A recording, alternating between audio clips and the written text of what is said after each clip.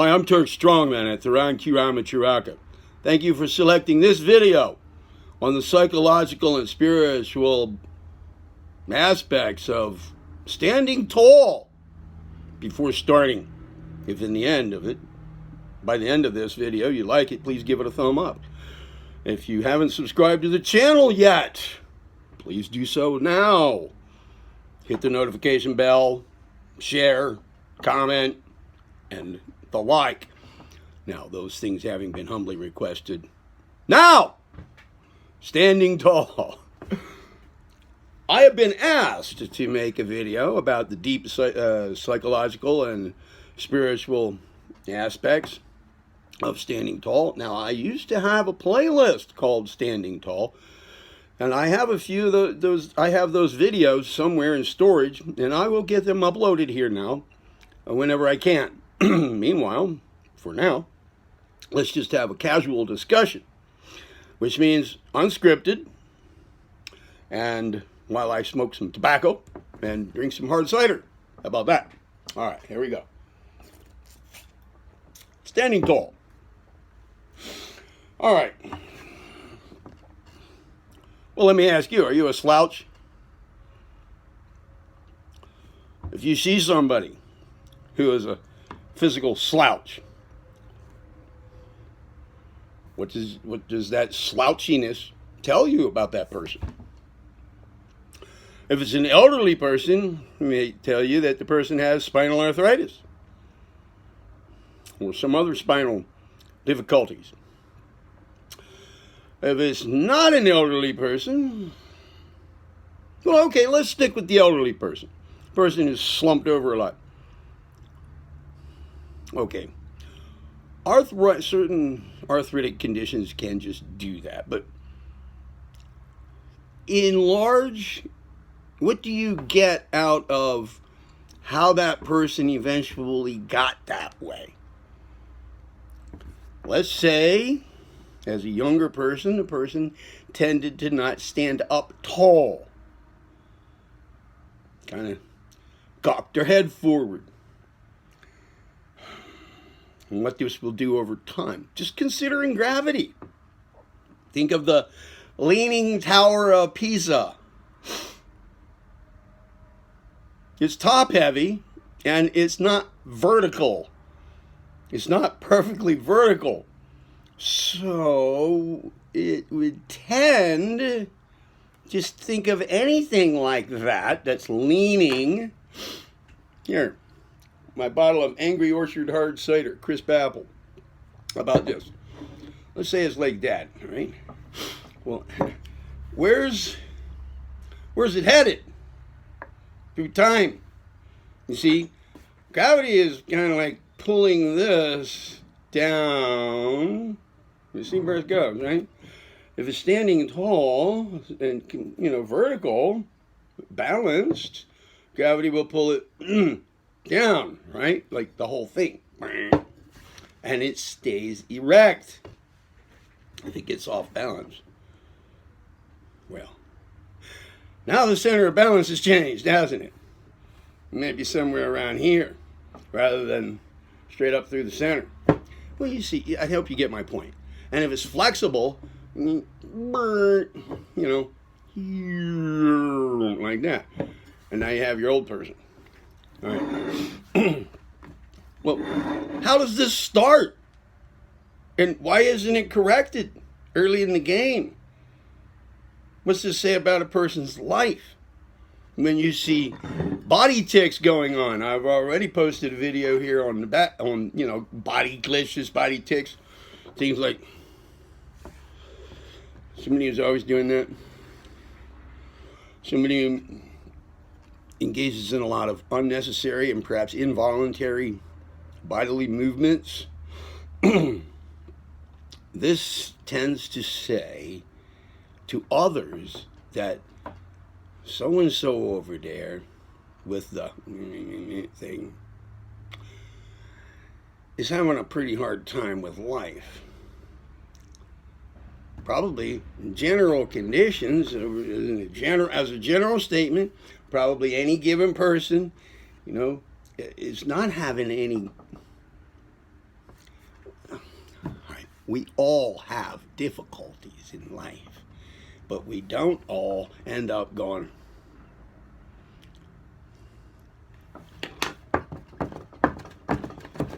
bouncing our knee, We don't all end up like that. So what's this say? What would be the benefit of discovering your own body tics and glitches and knocking them out, knocking them off? This would tend to tell others now, once you've accomplished that you've got a grip on your life more than you used to.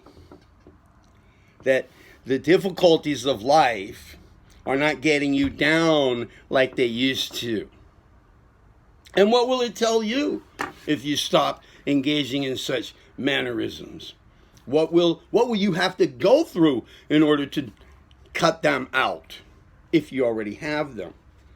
You might have to rethink a lot about how you perceive affairs and how you process, mentally cognize affairs, the decisions you make, and what becomes of your being, your way of being.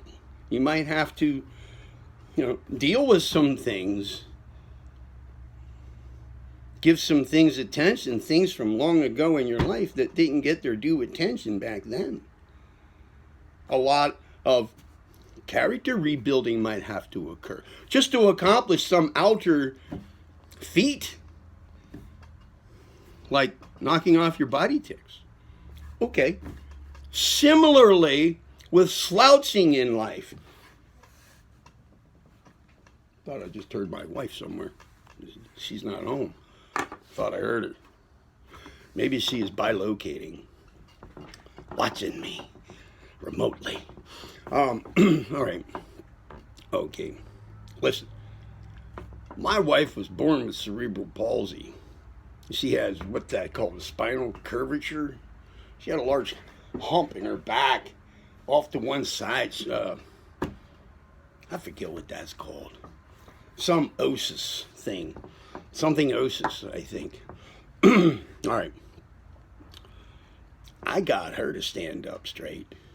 It took a couple of years, but it happened. It worked. All right. Now, this was not going in a good direction for her. It was going to cause her pain later. And it had to do with her self-esteem as well. She didn't have, when it came to self-esteem, I think she was down around 0 at first. Now it's pretty good. Some of this self-esteem thing was connected with this slumping over. Always, she had to turn her head up and like sideways to be able to look at people, because her stature is kind of short too. So, but her head was forward and she couldn't really look up like that because the hunchback thing, so she had to look up like this. She doesn't have to do that anymore. Her self-esteem has improved. Now, which caused which? There was a self-esteem thing involved with her back situation. It wasn't the whole story. Now, did low self-esteem during her formative years help cause that, or did that help cause low self-esteem? It works both ways, guys. All right? Standing tall. If you're a slouch, well, don't be. It's not standing tall does a lot of damage through time and immediately as well. When others see it, the social aspect, the personal atmosphere aspect of that is not constructive. It's destructive. Even if other people don't consciously think, this guy, I don't think I'm going to really get him to help me on a major project in life because he already has enough on his back, on his shoulders. You might not think that consciously, but it's a subconscious impact. It's a subconscious influence. It just is. We all can recognize that, I think. Especially if we're grown-ups. What does this have to do with a person's own psychological constitution? I think we covered that a little bit.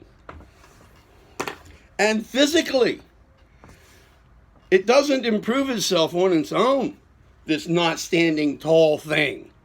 All right? All right, now, let me, before continuing here, I'm at 10 and a half minutes now. I don't want to go past 15. All right?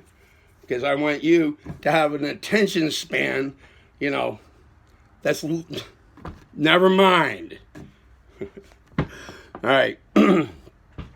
What do we mean by stand tall when it comes to physical posture? What do we mean? All right. This means balanced on both feet with your hips, you know, not one higher than the other, you know, given that you don't have a leg length discrepancy. If you do, then get it corrected with inserts in your one shoe or a raised sole on one shoe, okay? Get your legs, get it so that you can stand, so that your hips are level with one, you know,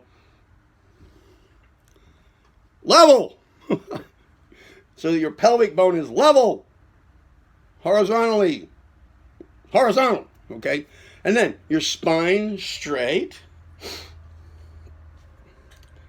And if you look at it from the back, from the side view, it has its natural curve, right? But if you look at it from a front or back view, it is vertical, all right? And then your shoulders are just hanging on the top of it, relaxedly, not forward, so that, hey, look, if they're forward, slouched, in time, here we go. Balanced up there, all right? And your head sitting on top, right? With your head balanced there. So that if you just relax, it tends to just stay right there, like that. Relaxed, all right? So that you're not struggling to hold it up because it's gawked forward or off to one side or too far back, all right? Eh? Get it? It's the most easy way to stand. Unless, of course, you have to go through pain to get that way because you're out of whack. Right? In other words, make the distance between the crown of your head and the bottom of your heels as great as you can. Kind of like somebody has you by the hair back here and they're lifting you up and you're kind of just hanging there, right? In a relaxed way. Just relaxed so that there's the greatest distance from the top to the bottom. This is the way to achieve it without looking like you're ready to lift off into space. You know, but I mean like feet just planted on the ground and make the distance, the vertical distance, to the top of your head. At the top of your spine, you know, up here at the top, right there, back there, kind of like that. As great as possible. That's tall. That's standing tall. You don't have to be tall. You don't have to be over 6 feet in height. Just stand tall. All right? Now, what's the spiritual significance? Well, listen. Okay, I'm at 14 minutes. Spiritual significance. Let's just apply the law of analogy. The metaphysical law of analogy. Correspondence among planes of manifestation. If it has deep significance physically, it has deep significance emotionally, if it has deep significance psychologically, then it has deep significance spiritually. All right? There's correspondence among all these planes. So just extrapolate, and you can figure that out for yourself. All right? Yeah. Now, grounding in one's life. People talk a lot about grounding. All right. They usually are referring to something along the Kundalini aspect, you know, properly grounding in the chakras that extended down into the earth, you know, an energy thing, grounding. Okay, that's fine and dandy. Yes, but I caution you, There's a lot of talk about Kundalini and chakra work these days into New Ageism, and some of that may not be safe to engage in. The cautions seem to have been thrown out the window. There is a reason why in the ancient tradition, the traditional yogic tradition in India, a lot of this has been kept secret, private, for initiates only, for students, disciples, devotees only, under special guidance, step by step. There's a reason for that, but I can't get into all that here. Just be careful of that. But I want to talk about just 15 minutes, 15 and a half minutes. Okay, 30 more seconds. Can you give me 30 more seconds? All right, listen. You want to be grounded in your life? Here's another way to do it. Be present in your life. This means place your attention on what you're doing now. Now. Not the past, not the future, unless you're planning for the future, but that's a now activity. If you're having recall of something past to get the benefits from that recall for now, then that's something you're doing now. But be present in your life. That means mentally attend to what you are doing. All right. Stay tuned for more on this subject. Like the video. If you do, then thumb up. And the rest. You heard it right here on Tharan Q Ramacharaka. I'm Turk Strongman. Be well.